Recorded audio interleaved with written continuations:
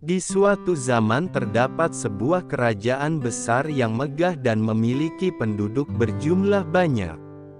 Penduduk yang tinggal di sana hidup secara rukun serta damai. Raja dari kerajaan tersebut memiliki putri berjumlah banyak.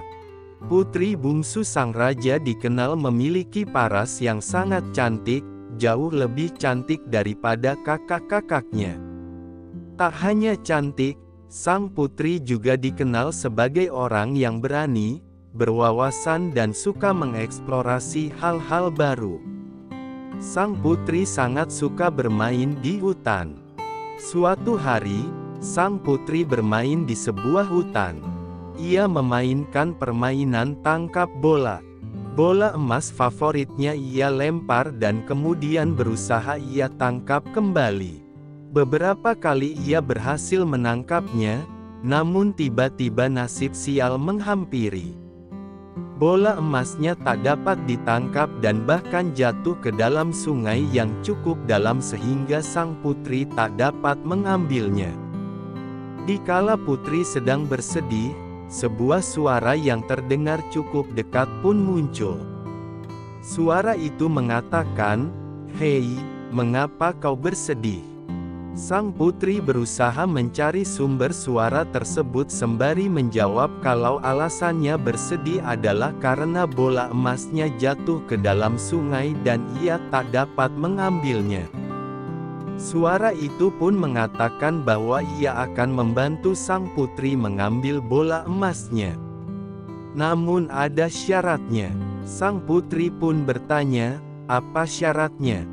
Suara itu pun menjelaskan bahwa syaratnya adalah sang putri harus mau makan bersama dengannya, minum di gelas yang sama dengannya dan tidur di ranjang sang putri bersama. Tanpa berpikir panjang, putri mengiyakan syarat tersebut. Suara itu pun mengambil bola emas sang putri dan setelah bola tersebut diambil, barulah di sana sang putri tahu bahwa suara yang memberinya syarat tadi adalah seekor katak.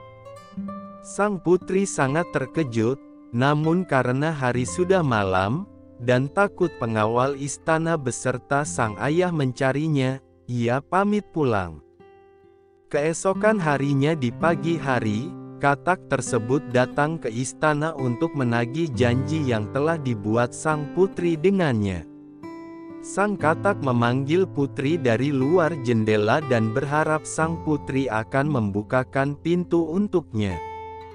Putri sangat gugup dengan hadirnya suara itu. Namun sang ayah yang juga mendengar suara yang sama menasehati putri agar membukakan pintu.